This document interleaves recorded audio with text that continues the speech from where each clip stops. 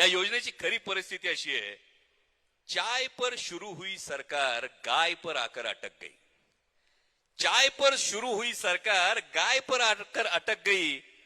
बात तो हुई थी 15 लाख की, आठवतं ना? बात तो हुई थी 15 लाख की, अब 1500 में कैसे सिमट गई? चप्पल, जूता, कपड़े, किताब, हर चीज पर जीएसटी लगवा दी। लाइफ इंश्योरेंस, मेडिक्लेम, यहां तक कि दवाई भी नहीं छोड़ी। हमारी ही जेब से निचोड़ निचोड़ कर अब कुछ देने की नौटंकी कर रहे हैं। आपल्याच खिशातून काढून घेतलंय। हमारी जेब से निचोड़ निचोड़ कर अब कुछ देने की नौटंकी कर रहे हैं। असल में 1500 की आड़ में अपनी धोखाधड़ी और गद्दारी छुपा रहे हैं। 1500 ची स्कीम नाही, 1500 चा पडदा आहे, जो यांच्या गद्दारीवर टाकावा, ती गद्दारी विसरावी, पाठीत खुपसलेला खंजीर विसरावा म्हणून केलेलं आहे। असल में 1500 की आड़ में धोखाधड़ी और गद्दारी छुपा रहे हैं। भाई दादा भाऊ, कळलं कोण? भाई दादा भाऊ, ये गुलाबी धूल हमारी आंखों में ना झोंके, ये गुलाबी धूल हमारी आंखों में ना झोंके।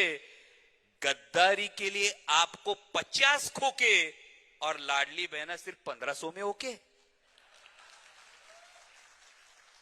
त्यामुळे ही गोष्ट आधी लक्षात घ्या आणि हा जो पडदा टाकलेला आहे या गद्दारीवरचा, महाराष्ट्रानं गद्दारीला कधीही थारा दिला नाही। आपण नाव घेतो ते छत्रपती शिवाजी महाराजांचं घेतो, आपण नाव घेतो ते छत्रपती संभाजी महाराजांचं घेतो, आपण नाव घेतो बाजीप्रभू देशपांडेंचं घेतो, मुरारबाजी देशपांडेंचं घेतो, आपण 300 बांधलांचं नाव घेतो, पण गद्दारी केलेल्या एकाही माणसाचं नाव आपण घेत नाही। हा महाराष्ट्राचा इतिहास आहे आणि तो आपल्याला जागवायचा आहे।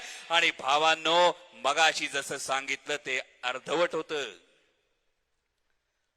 लोकसभा सिर्फ झाकी थी, विधानसभा अभी बाकी है, एवढंच नाही, येणारी विधानसभा भी झाकी है, बाद में केंद्र की सरकार अभी बाकी है।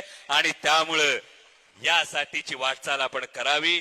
आपल्या सर्वांच्या या प्रतिसादाबद्दल मनपूर्वक शुभेच्छा, सदिच्छा देतो आणि महाविकास आघाडीचाच आमदार जुन्नरच्या शिलेदार होईल असा विश्वास व्यक्त करून थांबतो। धन्यवाद। जय शिवराय।